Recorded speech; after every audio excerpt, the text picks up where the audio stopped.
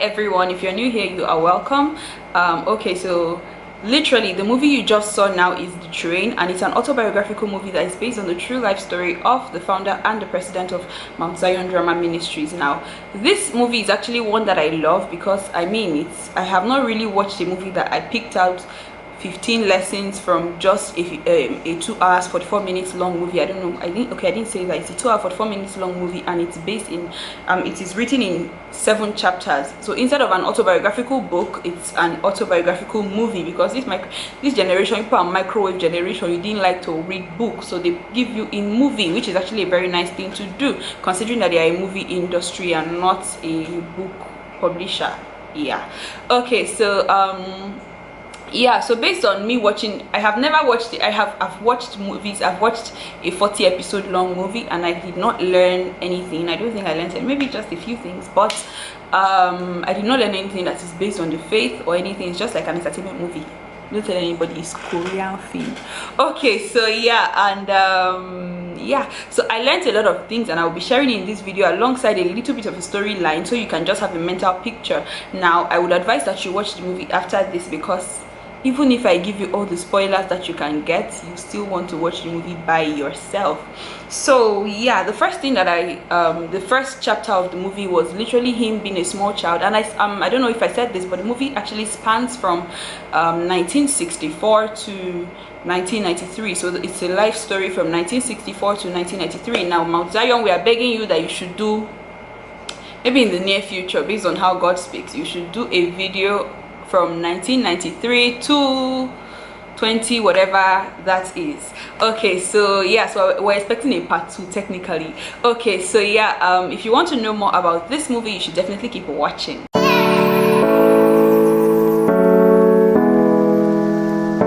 Okay, so hi guys, my name is Annoguma. I film on faith, lifestyle and medical school. Now maybe you can add a little bit of a feather to that hat, because I'm now a movie reviewer. Wonderful. Okay, so without further ado, let me just jump right into this video. So literally the video is actually a 7 chapters movie, and chapter 1 was him being a small child. I don't remember the title of chapter 1, because it's just like when you read a book and it has a chapter. So chapter 1 was him as a small child, and his mom had passed, his mom was giving her last words to his sister, and then his mom passed, and the sister had to be his mom, had to be his new mom, because his dad had passed before his mom, and then they were the only children that they had. I think that's it. So his mom passed and they had to be together. So when they were together, she had to go to training. She had to go for teaching training, so she had to leave him with an aunt. Now I don't know if that aunt is the typical Nigerian auntie that it's not related to your parents by blood. It's just an auntie that, you know, it's my mommy friend, so she become my auntie automatically. Now if you're a Nigerian or an African, you will get that. So yeah, he started living with his auntie, and he was not the best of all children. He was quite stubborn. Sorry, did I say stubborn? Very stubborn. Okay, he used to steal, he used to, you know, lie. Obviously when you steal, you start to lie so you can cover up your tracks and all of those things. So yeah, he used to steal, he used to lie, and all that bad stuff. I want to say great stuff, but it's not great. It's all that bad stuff. Yeah, sorry, I'm just trying to paint a mental picture for you of how bad he is. And then later on, his sister had to come and pick him up. She said she wanted him to attend a boarding school so that he can be better, because I think they all knew that he was not the best of all children, so they had to like come and take him. So she took him to a boarding school. So yeah, that passed, and then 1975 he started to, so the aunties take him to church. Yeah, then we didn't know about the boarding school part, because I don't think any significant thing had happened then. So in 1975 he gave his life to Christ, and he started going to church, and he started winning souls for Christ. I don't know how many years later or how many months later, but he suddenly, you know, backslid, and I'll come to that when I'm sharing the lessons I learned. Okay, so he suddenly backslid, and yeah, that was it. And I said that was it as if that's the end of story. Okay, so after 1975, I think maybe a year or 2 later, he got into school. He got into school, 2 admissions that he even got safe. Something significant happened that brought him back to Christ, because something significant happened that brought him back to Christ. And yeah, he started to live he started to be sold out for God and sold out for Christ, and which is till today. Okay, so yeah, and after that he, why does it feel like I'm saying the biography for you people, literally? Okay, so after that he got admission, and when he got the admission, he chose the school he wanted, not the school God wanted him to go, and he had to like retrace his steps. And then yeah, so chapter 4, I've told you guys chapter 1, chapter 2, chapter 3. Chapter 1 is him first auntie, chapter 2 second auntie, chapter 3 giving his life to Christ. Yeah, so chapter 4 now is and the work begins. That's the title, and the work begins. So he came in contact with fellowship, as in the school that he went to, that God wanted him to go. He came in contact with people that helped him, and not helped him literally, he was a Christian, and he was being very careful to mingle with people. That's another lesson actually. So that's 16 lessons I have learned now. So he was actually being too careful to mingle with people that even when they came and said they have a fellowship, he didn't want to like just give in immediately. He said no. So he wanted, maybe he wanted to do his Christianity on his own, so he doesn't go into error again. You know, it's so easy for you to actually go into error when you are leading people. You feel like everybody is going to take what you say, so even when you say what is wrong, nobody wants to correct you. Sorry, that's lesson 17. Wonderful. Even after the movie, I'm still getting a lot. Okay, so yeah, and he, sorry, someone sent me a message and it disrupted my thought process. Okay, so he asked them if they have a drama ministry, and that was how it started. No, not the ministry that started, he just started to because before then he used to write scripts, and even his sister, there was a time he wanted to, that he wrote a script, and he was telling his sister that one day his sister would see him on TV, and his sister was like yes, and he was like no, that he was just dreaming, that his sister even dreaming that a whole him, who is he to be going on TV and all of that, you know, when so you don't really believe, but we will come to that. So yeah, even when in chapter 4 the elders of the church did not really understand what a drama ministry was, because it was the first of its kind and the first at that time, which is still the leading drama ministry till today, by the grace of God. And the elders did not really understand, but they still supported him, even if, and I have a lesson from that as well. So chapter 5 has to do with Sister Gloria, which is his wife currently, and till Jesus comes, if I don't know. Yeah, so yeah, Sister Gloria, so he got his first gig on NTA to act earlier the year, and she was the supporting role, and he had to propose to her on TV. Like, they were not in a relationship, guys, they were not even friends. Okay, so it was kind of, let me just say, it was divinely orchestrated, if that's the word. So yeah, he proposed in the funniest way, in one of the funniest way, and upon visiting a family house, he left a good impression. Now, you know, in the modern day, they will say if you go to, I will cut out this part. Okay, so yeah, so okay, now let's go right into the lessons that I learned. Okay, so that I do not forget the two that I just made mention of, which I have already forgotten. Okay, no, the first lesson that I learned was from when he was I learned them in a hierarchical order. Okay, but for this, I don't want to forget these two that I learned. Okay, so the first thing that I would just call it the first thing. So when he met people that had a fellowship, he did not just, you know, join, because sometimes it's easy for you to see people that you think are believers, or they are believers. Okay, some sort, they all believe in something. Okay, so it's easy for you to see people that are believers and just feel like this is where you belong without even praying about it or anything. So I think those people even told him something, which I will come to, that made him know that yes, this is really a thing from God. So yeah, that's one. I cannot even remember the second thing that I said I learned again, which I was saying just now. So yeah, I will, if I remember it again, I will come back at it. So the original first thing that I learned is that there are books you must not read. They strengthen your flesh and awaken your spirit. So when he backslid, when he gave his life to Christ, and then he took his life back technically, he started reading books that he shouldn't have read. He started listening to things that he shouldn't have listened to. So, and he made mention of this thing of this sentence, that he read books that strengthened his flesh and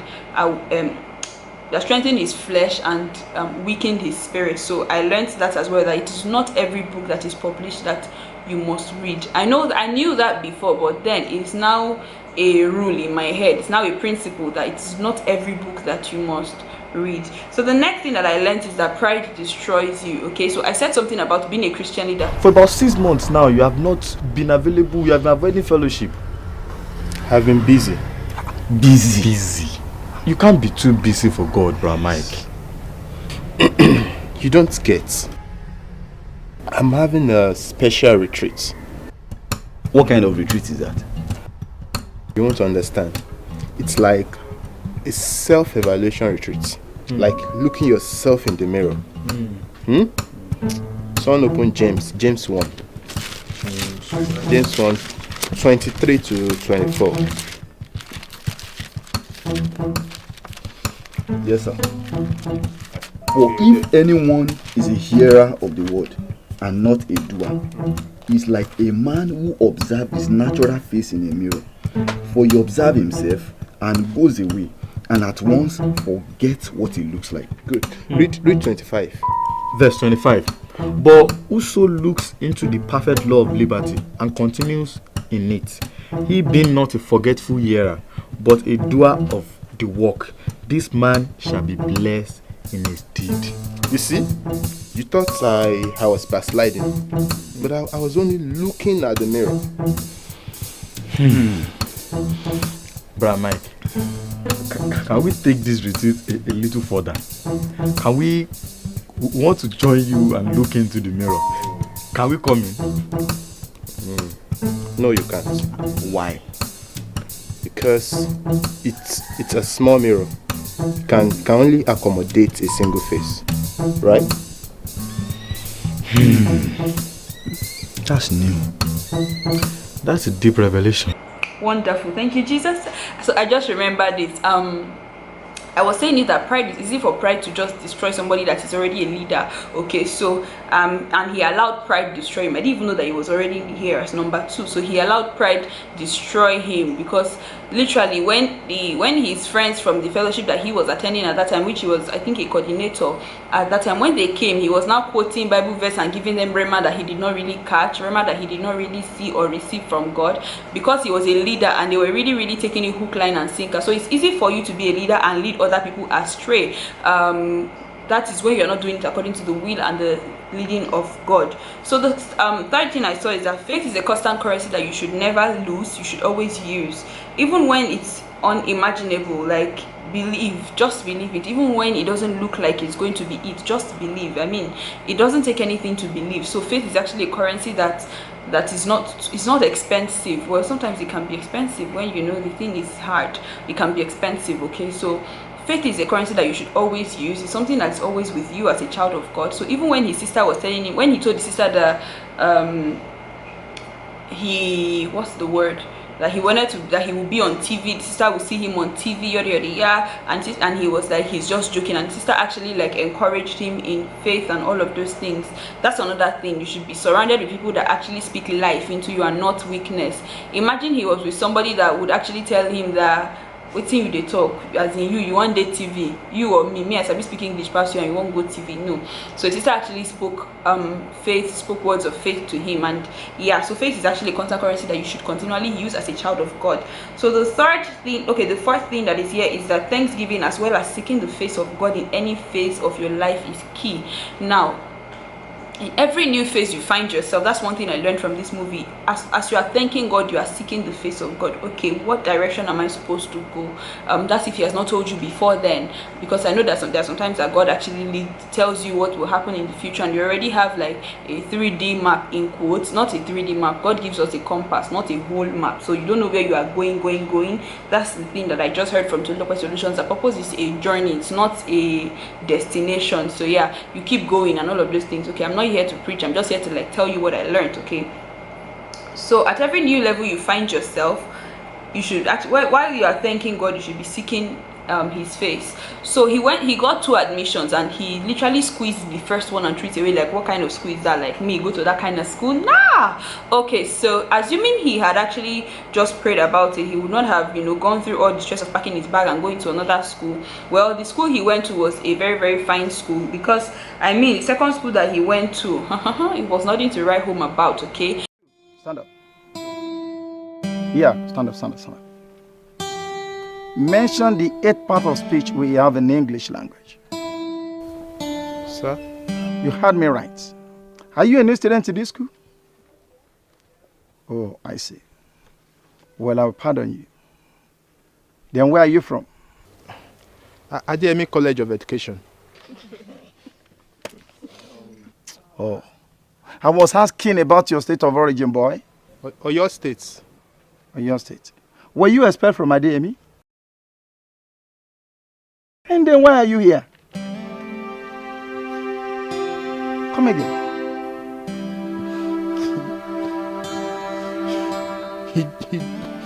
He doesn't want me there. And who? My father. Your father? Only an illiterate would prefer this school to Ademi College of Education. It was a school that they literally learned under a tree. Like, it's a school that they don't have admission office, that they literally, nobody is, telling you, okay, submit your file, do this, do that, and all your area that you are used to. It was a school that they just saw his admission letter and told him, your classmate, your mates are under the tree, your mates are there in the lecture hall. It's lecture hall they called this, and he was under the tree. Oh my g. Okay, so Thanksgiving, and as well as seeking the face of God in every new phase of your life, in every phase actually that you find yourself, is key and is important. So the next thing that I learned is that the fact that God is leading you doesn't mean it would always be sweet in the beginning. Whoa, that's hard. Okay, so the fact that God is leading you does not mean that it would always be sweet at the beginning. Does not mean that it would always be sweet. Fine, we have seen people that God told them, oh yeah, do this, and they blew up immediately, or things just moved immediately. But there is something that the word of God says. It says all things work together for my good. I will use my good. If you for your good, say your good. All things work together for my good. Okay, so no matter what, it may not look rosy now, but I know that it will work together definitely in the end for my good, which is working definitely for their good now. Because I don't think there's any country in this world that they don't watch Mount Zion movies. I'm in the Philippines and I'm watching Mount Zion movies. It's like that. Okay, and they've moved to, I think they've acted in different countries. I think I've even seen a movie they acted in Dubai as well. Okay, so yeah, the next thing that I wrote here, okay, is something that was said in the movie, that whenever God is leading you to the valley, you may want to find a hole and to start, you may want to find a hole and start to dig, because your gold may just be around the corner. Okay, so when God is leading you somewhere, there's always a reason. God does not just lead people like let me just say, like herdsmen that will just lead cows as like just eat there. Even herdsmen, they lead their cows to where they can eat something good. Okay, they don't lead their cows to where there is just sand, where there is no grass. So how much more God that created you? Wonderful. Okay, so the next point that I have here is that you should trust in God and lean not on your own understanding. That's a scripture. In all thy ways acknowledge him and he shall direct your path. Okay, so then another scripture again, you should be strong and that this is a paraphrase, you should be strong and of good courage, do not be dismayed, and for God is with you, rather. And that's Joshua 1 verse 9. I did a Bible challenge and I'll upload it on this channel. I don't know why I keep forgetting that. So yeah, based on that movie, like based on the number 5 that I even said before, the one that God is leading you does not always have to look rosy and all of that thing. It was the kind of school he attended, the kind of school that when his teacher heard the school that he was coming from, the teacher asked if the person that told him to come to the school was an illiterate, because I think he said only an illiterate will leave such a school. I can't remember the name of the school. Only an illiterate will leave such a school to come to this school, because he had a room to himself. We didn't even have to see the lecture hall, but I believe that there was a roof, because for him to have a room, meaning that there is a roof in the class that he was in, so he had to leave that place and go to a school that was literally under the tree. Wonderful. Like they sat on stones. Wonderful. So yeah, sorry, wonderful is now my new slang. I learned it from my sister. So yeah, number 7 was this. One of the things that I've learned from my spiritual father is that even if he does not totally agree with your decisions, he will still support you along the way. And I saw it in this movie, that even when his pastors, the elders of the church, did not really understand what a drama ministry was, they did not totally just leave him like that and say, no, we're not supporting you on this. they prayed for him regardless, and I believe he also has a good head start for the ministry, because I mean prayers go a long way, and I will come to that as well. So yeah, even when he, as in, the support is always very, very important, and when they did not understand what he was saying, they still prayed for him, they still supported him. So yeah, that's another thing. And then number 8 is that trust in God and not a man.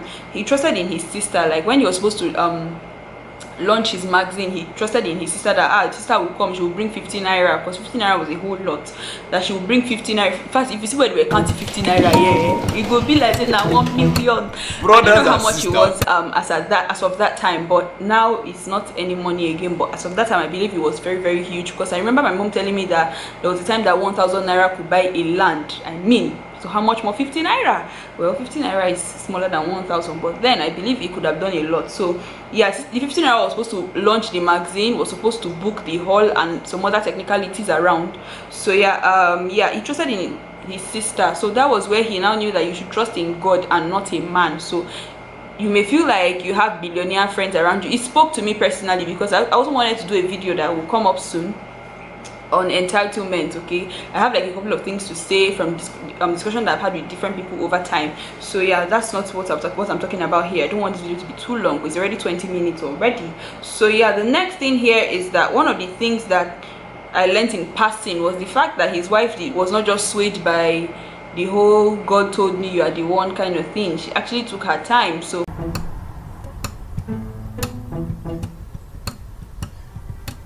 Sister Shola, Yes, sir. will you marry me? Sir? Please. I want you to marry me. I'm sorry, but I don't know a better way to ask. But Mike, if it's about the drama we acted together, sir. It is not about the drama. It is not. It is about the ministry. It is about the work God has committed into my hands. Eh? Please. I can't do it alone. I can't.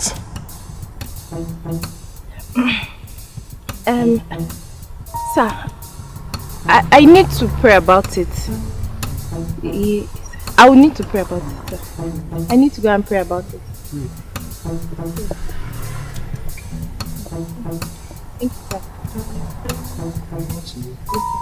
it's not like the current day that you just see people that, you know, God told me you are the one, and I mean they've shook head inside the old team because they didn't really know that God is their father too. Is it that God cannot speak to you, my dear sister? I'm not even about to go in there because your girl is a single Pringle, so she will not say nada. And it's not like we are perfect, so we are all striving to be like Jesus. Okay, it's not like we're trying to look like anybody or trying to, you know, live out the principles that someone set. It's the principles that are from the word of God. So yeah, the next thing that I learned is that, which is number 10, is that to them getting married was more than the couple goals, hashtag relationship goals, hashtag couple goals, hashtag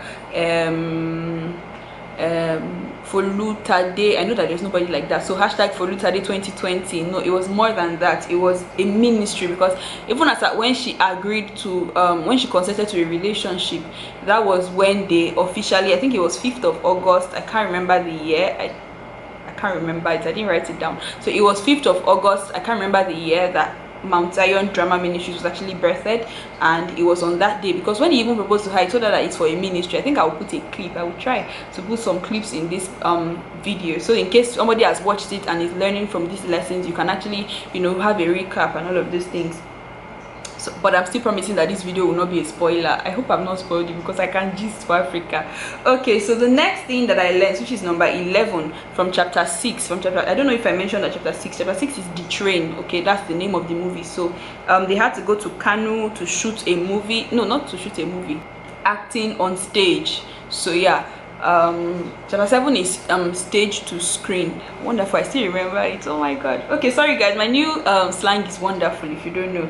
So they were still acting on stage. So as at this time, they had to go to Kanu for a stage play and all of those things. So they acted in a church. Okay, before then they acted in a church, and the pastor was like, they only have 15 minutes to act a story that they had that was meant to be 2 hours long. Wonderful. I mean, and this part really explained the part that says the heart of kings are in the hands of the Lord, and are in the hands of the Lord, and he turns it or channels it in the direction that he pleases. So while the pastor was saying that they have just 15 minutes to act the 2 hours, what he said was this: let them be playing. I wrote it down because it spoke a lot of volume to me. Okay, he said the power must flow from the backstage to the main stage. I'm coming to that. So what he said was, when he said that, then while they were praying behind the stage, the pastor actually rang the bell that he was supposed to ring after 15 minutes, and it was not even up to 5 minutes. And then he said while they were acting, the Holy Spirit told him that they should actually finish the movie and nobody in the church must go home until the whole stage play is done. So yeah, and he told them about the ministry and all of those things, so you should actually go and watch it. So yeah, so God showed himself. I mean, his heart was literally in God's hand, and he really channeled it in the direction that he wanted, that God wanted. So when he said the power must flow from the backstage to the main stage, to me it means that there has to be underlying prayer work in everything that you're finding yourself. No matter how difficult, no matter how easy, no matter how it looks, there should just be an underlying prayer work that is going with it. So it does not always have to be, you know, chop life. There needs to be some two knees touching the ground on your matter and on every matter. So yeah, it also means that it is not my duty to prove to anyone that God sent me. It is just for me to pray. Okay, it is just for me to pray. It is for God to prove himself strong and mighty. It's not for me. I am not the ultimate power. I'm not the ultimate power, so it is not for me to prove myself to anybody. My camera, so I have just 5 minutes. So I am not the ultimate power, so it is not my duty to prove to anybody that God sent me or God called me or anything. I like that as well.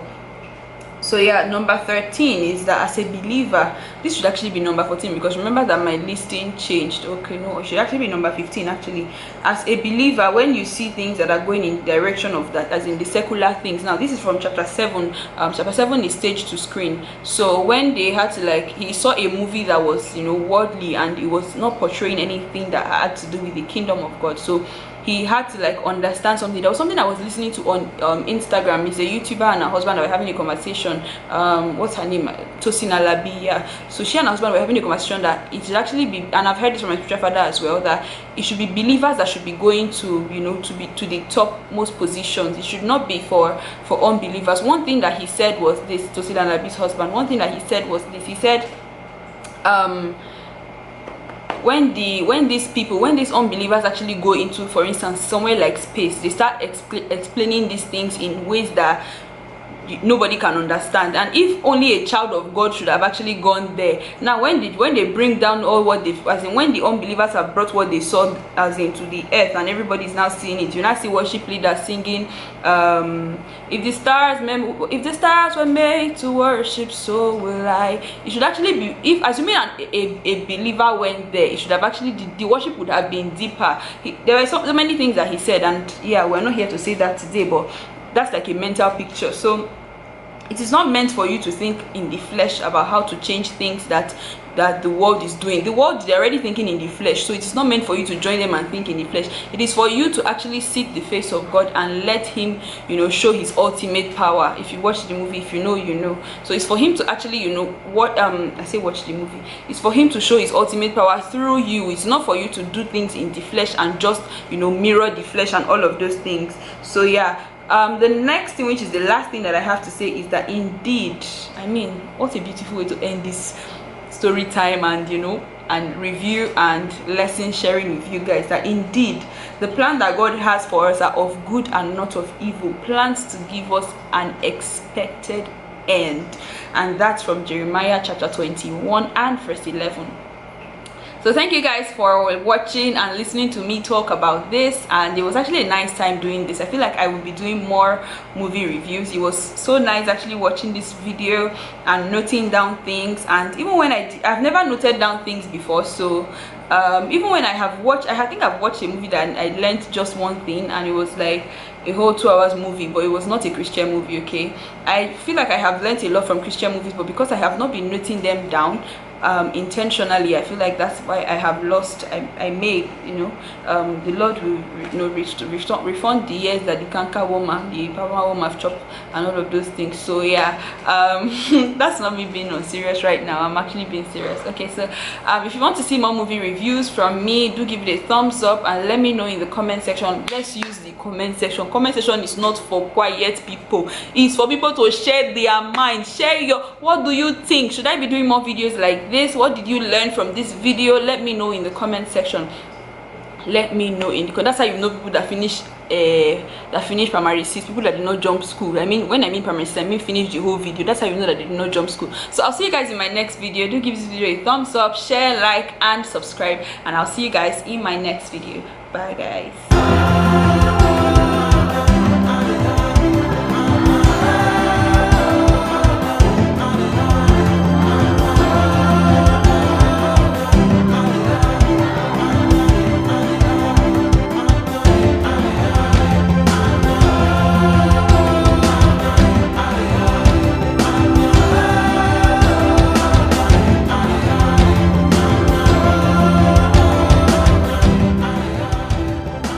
débẹ̀ wá jù bẹ́ẹ̀ lọ tí wọ́n bá nígbàgbọ́ kò síbi tó máa lè dé tó o bá nígbàgbọ́ bíi kóró mustadi wàá pàṣẹ fún òkè kókè yẹn ṣìdì.